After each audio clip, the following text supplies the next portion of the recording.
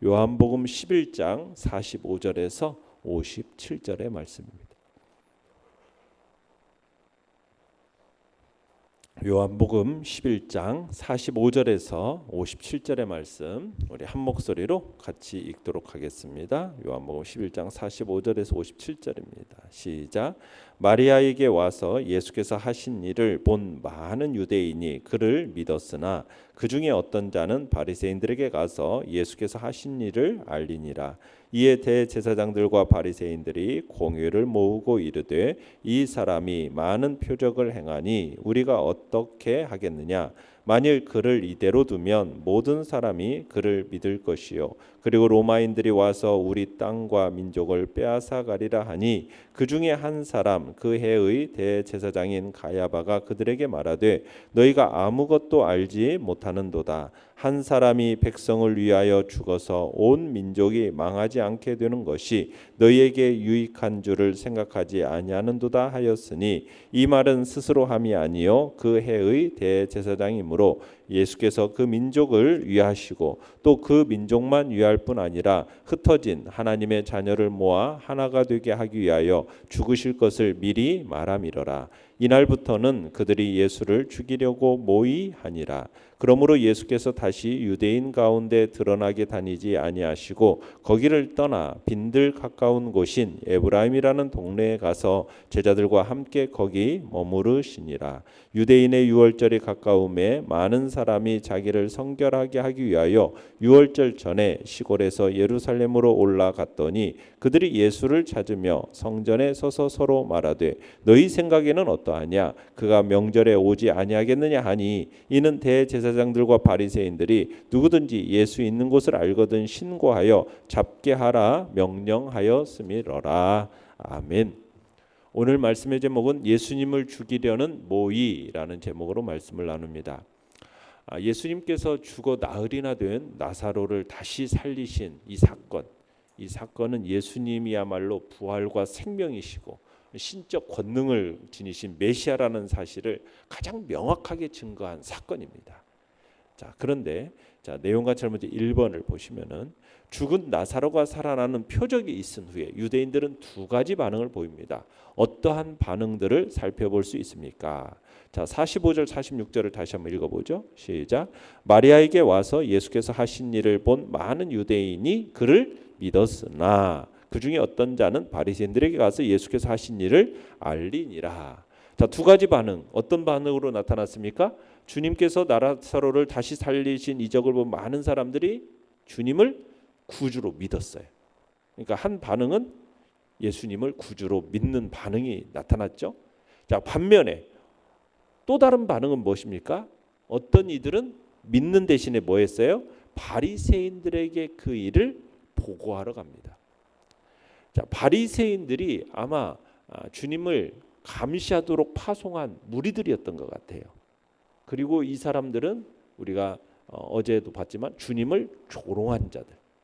그러니까 주님이 맹인의 눈을 뜨게 해주면서 병든 나사로는 살릴 수 없었느냐 하면서 어떻게 보면 예수님을 가짜 구세주라고 빈정거리던 자들. 그런데 이 막상 죽은 나사로를 살려내니까 주님을 구주로 믿는 대신에 주님을 죽이려는 자들에게 보고하는, 어떻게 보면은 무지하고 강팍한 마음을 지닌 자들이었다라고 볼 수가 있는 거죠. 그래서 결국 이들이 어떤 반응을 결국 보입니까? 53절 읽어볼까요? 시작. 이날부터는 그들이 예수를 죽이려고 모의하니라. 자, 예수님을 죽이기로 결정하고 살해 계획을 세우는 반응이 나타나게 됩니다. 한 반응은 예수님을 구주로 믿는 반응이 나타났다면 또 다른 반응은 예수님을 죽이기로 결정하는 반응, 두 가지 반응을 보이는 거죠. 자, 내용 관찰 문제 2번입니다. 대제사장 가야바는 의도하지는 않았지만 예수님의 죽음이 의미를 미리 말하게 됩니다. 자, 그의 말을 통해서 볼 때 그 예수님의 죽음은 어떤 의미가 담겨져 있습니까? 자, 49절 50절을 한번 먼저 읽어보겠습니다. 시작. 그 중에 한 사람 그 해의 대제사장인 가야바가 그들에게 말하되 너희가 아무것도 알지 못하는도다. 한 사람이 백성을 위하여 죽어서 온 민족이 망하지 않게 되는 것이 너희에게 유익한 줄을 생각하지 아니하는도다 하였으니. 자, 여기서 가야바라는 인물이 등장하는데요. 이 가야바는 주후 18년에서 36년까지 18년간 대제사장으로 있던 사람입니다. 그의 장인은 안나스라는 사람입니다. 그래서 안나스와 함께 유대 지도자들 중에 두목 노릇을 한 사람이 이 가야바예요. 이 가야바가 공의원들이 그리스도의 처리 문제를 가지고 토론만 하는 것에 대해서 매우 못마땅해 합니다. 그래서 이 공의회 의장격인 자기가 일어나서 이 공의원들로 하여금 그리스도를 죽일 것을 결단하도록 이끈 인물이 가야바입니다. 그러면서 가야바가 먼저 공의원들에게 뭐라고 책망을 하느냐? 너희가 아무것도 알지 못하는도다. 여러분, 이 너희가 아무것도 알지 못하다라는 이 말은 무슨 말이냐면 이 무식하고 어리석은 바보 같은 놈들, 이런 의미입니다. 그러니까 지금 이건 욕설이에요, 욕설. 그러니까 가야바가 공의원들이 빨리 결정을 내리지 못하고 있는 것에 대해서 책망을 하는 겁니다. 그러면서 가야바가 뭐라고 얘기하냐? 그리스도가 죽어야만 온 민족이 망하지 않게 된다. 지금 이 얘기를 하고 있는 거예요. 그러니까 그 역시 지금 어떤 생각을 가지고 있냐면 그리스도가 이 예수라는 사람이 백성을 선동해 가지고 반로마 폭동을 일으킬 자다라고 간주하고 있는 겁니다. 그러면서 반드시 이 예수를 죽여야 된다라고 공의원들에게 촉구하고 있는 거죠. 그러니까 예수님만 희생시키면 유대 민족 전체를 살려낼 수 있다라는 거예요. 이 유대 민족 전체를 살려낸다라는 이 얘기는 무슨 얘기냐면 결국 자신들의 지위를 안정되게 보존하겠다. 굉장히 지극히 이기적이고 정치적인 의미를 지닌 이야기입니다. 자, 51절로 52절을 읽어보겠습니다. 시작. 이 말은 스스로 함이 아니요 그 해의 대제사장이므로 예수께서 그 민족을 위하시고 또 그 민족만 위할 뿐 아니라 흩어진 하나님의 자녀를 모아 하나가 되게 하기 위하여 죽으실 것을 미리 말함이로라. 자, 지금 이 50절에 대한 이 가야바의 말을 사도 요한이 해석을 해놓은 거죠. 가야바는 미처 자신은 깨닫지도 못한 말이었지만 당시 대제사장으로서 예수님의 십자가의 대속사역에 대한 하나님의 심오한 뜻을 대변한 것으로 사도 요한이 지금 증언하고 있는 겁니다. 사도 요한은 가야바가 그리스도 한 사람의 희생으로 온 민족이 망하지 않게 된다고 말한 이 내용은 바로 예수 그리스도께서 십자가의 대속으로 온 인류가 생명 얻는 길을 마련하시는 하나님의 구속의 섭리를 예언한 것이다 라고 증언하고 있는 겁니다.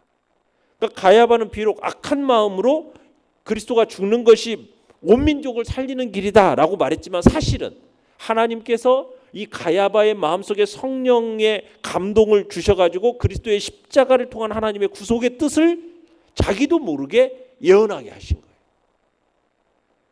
그러니까 대제사장이라는 그 위치가요. 어떤 위치입니까? 예로부터 하나님의 뜻을 백성들에게 전달하는 중보자의 역할이 대제사장의 역할이거든요. 그러니까 하나님은 가야바가 비록 악인이고 또 로마 제국에 의해서 세워진 꼭두각시의 대제사장이지만 그 가야바를 통해서 하나님의 뜻을 전하는, 그러니까 전통대로 대제사장이라는 그 위치를 통해서 하나님의 뜻을 전했던 것처럼 비록 악한 가야바를 통해서도 그의 말을 통해서 그리스도의 구속사역을 예언케 만드셨다는 거예요. 그래서 어떤 신학자는 가야바는 두 개의 혀로 말했다 이렇게 표현해요. 두 개의 혀로 말했다. 참 이 가야바라는 사람은 사실상 역사상 유래를 찾아보기 어려운 가장 불경건하고 의롭지 못한 사람이었어요. 그런데 하나님은 이 대사장인 가야바를 통해서 자신의 뜻을 보여주시고 말씀하신 거죠. 그러니까 하나님께서 하나님과 당신의 백성의 중재하는 임무를 지닌 이 대사장의 말을 사용해서 지금 유일한 중보자이신 예수님의 사역을 밝히는 놀라운 예언을 하도록 했다. 참 이게 참 하나님께서 참 악한 자도 그 위치라는 대제사장이라는 위치에 있는 자를 사용하셔서 하나님 자신의 뜻을 밝히는 데 사용하고 있는 참 하나님의 오묘한 섭리의 역사인 것을 우리는 보게 되는 겁니다. 연구와 묵상 문제 3번입니다. 제사장들과 바리새인들이 예수님을 죽이려고 모의하게 된 이유 속에서 드러나는 그들의 배경과 목적은 무엇입니까? 자, 47절 48절을 읽어보겠습니다. 시작. 이에 대제사장들과 바리새인들이 공회를 모으고 이르되 이 사람이 많은 표적을 행하니 우리가 어떻게 하겠느냐? 만일 그를 이대로 두면 모든 사람이 그를 믿을 것이요 그리고 로마인들이 와서 우리 땅과 민족을 빼앗아 가리라 하니. 자, 대제사장들과 바리새인들이 사내들인 지금 공의를 열고 예수 그리스도에 대한 지금 처리 문제를 토의하고 있는 내용인 거예요. 여러분, 이 사내들인 공의라는 것은 처음에는 바리새인들이 사두개인들의 세력을 견제하기 위해서 만든 원로회의였어요.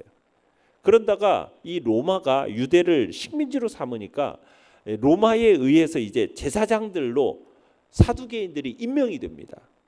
그러면서 이 제사장들로 임명된 사두개인들이 이 사내들인 공의에 합세하게 돼요. 이 사두개인들은 어떤 사람들이에요? 부활도 믿지 않고 영생도 믿지 않는 사람들이에요. 오직 로마 제국에만 아부하는 사람들, 로마의 시종 노릇을 하는 그 사람들이 사두개파 제사장들이거든요. 그런데 이 사두개파 제사장들이 이 사내들인 공회를 장악을 하게 된 거예요. 그런데 이 사내들인 공회가 예수라는 사람이 지금 죽은 나사로까지 살려냈다, 이 소식을 딱 듣고 나서 본격적으로 이제 예수를 죽이려는 계획을 세우고 모인 겁니다. 이들은 지금 예수님을 믿는 백성들이 많아지는 것에 대해서 지금 몹시 불안과 두려움에 사로잡혀 있는 거예요. 왜요? 백성들이 예수님을 앞세워 가지고 만약 반로마 폭동을 일으킬 수 있다라는 그 가능성이 크다라고 생각했기 때문이에요. 그렇게 되면은 식민지 반란이 일어나면은 로마인들이 어떻게 하느냐? 무자비하게 진압을 할 거라는 거예요. 그러면 로마에 의해서 이 유대는 짓밟히게 될 것이고, 그러면은 지금 이 사두개인들이 가지고 있는 자신들의 기득권이 상실될 거라는 것은 불보듯 뻔한 일이라는 거예요. 그러니까 지금 이 사람들이 긴급하게 공회를 소집해 가지고 자신의 어떤 기득권 수호에 위협이 되는 이 예수라는 사람을 어떻게 처리할 건가, 이걸 지금 논의하고 있는 겁니다. 그래서 급기야는 어떻게 하기로 했어요? 예수를 살해하기로 의견 일치를 모으고 마침내 예수님에 대한 체포령을 내리게 된 겁니다. 자, 그러자 예수님은 어떻게 하셨습니까? 54절 읽어보겠습니다. 시작. 그러므로 예수께서 다시 유대인 가운데 드러나게 다니지 아니하시고 거기를 떠나 빈들 가까운 곳인 에브라임이라는 동네에 가서 제자들과 함께 거기 머무르시니라. 자, 예수님께서 자기를 죽이기로 한 이 사내들인 공의의 결정을 아시고서는 유대를 떠나십니다. 그리고 어디로 가셨어요? 에브라임이라는 동네로 가서 거기서 지내게 되세요. 이 모든 일들이 주님은 지혜롭게 행하신 일입니다. 그러니까 주님은 나아갈 때와 피할 때를 살펴서 행동하신 분이에요. 쉴 때가 언제고 일할 때가 언젠가, 이걸 구분하시는 거죠. 그리고 제자들을 가르쳐서 이제 당신이 죽은 후를 대비하도록 하신 겁니다. 그래서 주님께서 성공적으로 지금 구속사역을 마치고 복음 확장의 틀을 마련하실 수 있었던 것은, 주님은 자신이 나아갈 때와 그 다음에 자신이 피할 때, 일할 때가 언제고 쉴 때가 언제, 이것을 잘 구분하면서 아셨기 때문에 주님께서 이 복음 확장의 틀을 지금 이 피해서 에브라임이라는 동네에서 제자들과 함께 하시면서 그 틀을 마련하셨던 거예요. 자, 그러면서 이제 6월절이 다가오게 됩니다. 55절부터 이렇게 쭉 내용이 6월절이 가까이 오니까 백성들이 예수님에 대한 행방을 막 서로 토론을 해요. 그러니까 다시 모인 백성들의 관심은 뭐냐면, 예수님이 과연 6월절을 지키기 위해서 예루살렘으로 올까? 안 올까? 이것에 대한 이제 백성들 사이에 이제 관심과 토론이 벌어져요. 왜요? 사내들인 공의가 어떻게 했어요? 예수를 공식적으로 체포하라는 명령을 내렸기 때문에. 그러니까 어떻게 보면 예수님의 목에 현상금 걸린 겁니다. 현상금. 그러니까 백성들은 지금 이 그리스도와 사내들인 간의 이 싸움을 아주 흥미진진하게 지금 구경하고 있는 거예요. 주님이 예루살렘에 올까 안 올까 아마 이것에 대한 내기까지 걸었는지도 몰라요. 지금 그런 이 배경이라는 것을 여러분이 보시면 돼요. 자, 느낀 점 4번입니다. 기적을 체험하더라도 그것이 꼭 믿음을 일으키는 것은 아닙니다. 당신은 기적을 바라기보다 말씀 속에서 참된 진리를 깨닫고 믿음을 키워나가기를 바라는 사람입니까? 우리는 주로 그런 생각을 해. 야, 기적이면 나타나면은 예수님 믿는 사람들이 막 나타날 텐데, 많아질 텐데. 예수님을 내가 기적만 체험하면 예수님을 내가 믿을 텐데. 막 이렇게 말하는 사람들이 종종 있지 않습니까? 그런데 기적이라는 것이 믿음을 동반할까? 그건 아니라는 거예요. 오늘 말씀을 통해서 볼 때 그거예요. 기적은 믿음을 불러일으키는데 충분한 동기가 되긴 합니다. 그렇지만 말씀을 의지하여 믿는 것에는 미치지 못하는 거예요. 예수님께서 지적하신 것처럼 유대인들 대다수가 지닌 심각한 문제점이 뭐였냐면 표적을 보지 못하면 도무지 믿지 못한다라는 거예요. 그러면서 예수님한테 뭘 요구했습니까? 네가 그리스도면은 표적을 보이라는 거예요. 그러면 믿겠다라는 거예요. 유대인들은 표적 중독증 환자입니다. 표적 중독증 환자. 그 유대 종교 지도자들이 평소에 주님한테 그랬잖아요. 메시아라는 하늘의 표적을 보여달라. 끈질기게 요청했잖아요. 그러니까 주님이 결국 표적을 보여준 거 아닙니까? 죽은 지 나흘이나 된 나사로를 다시 살려낸 것처럼 이것보다 더 큰 표적이 어디가 있어요? 메시아라는 큰 표적이고 증거지 않습니까? 그런데 이 소식을 들은 종교 지도자들의 반응은 어때요? 오히려 그리스도이신 예수를 죽이기로 결의했다라는 거예요. 전에는 맹인의 눈을 띄웠다고 이건 거짓이다라고 하면서 막 핍박하더니 이제는 죽은 자를 살려내니까 이건 진짜 메시아라고 이제 죽이겠다라는 거예요. 그러니까 표적을 보고서 믿는 게 아니에요. 표적을 통해 믿는 게 아니라 말씀에 의지해야 말씀을 통해서 믿음이 나타나는 거예요. 그러니까 말씀에 의지해서 믿도록 우리는 힘써야 되는 것인 거죠. 표적이나 기사라는 것은요, 사탄도 광명의 천사로 주님의 하나님의 일꾼인 것처럼 가장해서 얼마든지 보여줄 수 있는 게 표적이고 기적입니다. 그래서 표적과 기적을 추구하는 사람들은 사탄의 함정에 빠지기가 너무너무 쉬운 거예요. 그러니까 진실한 신앙의 잣대는 얼마나 많은 표적을 보았느냐가 아니에요. 바로 하나님의 말씀에 대한 신뢰 여부라는 사실을 우리는 유념해야 되는 것입니다. 결단과 적용 5번입니다. 세상적인 욕심에 눈이 어두워지면 죽은 자가 살아나는 표적을 보더라도 오히려 그 일을 행하신 예수님을 죽이려는 사람이 될 수 있습니다. 당신을 지배하고 있는 세상적인 욕심은 무엇입니까? 당신은 그것에 의해 영적인 눈이 가리워져 있지는 않습니까? 자, 유대 종교 지도자들의 마음속에는 자신들의 이권을 지키려는 욕심으로 가득 차 있었어요. 자신의 기득권을 빼앗기지 않겠다라는 그 욕심으로 가득 차 있었기 때문에 예수님이 그 놀라운 죽은 지 나흘이나 된 사람을 살려냈음에도 불구하고 그 표적을 보고도 믿을 수가 없었던 거예요. 왜?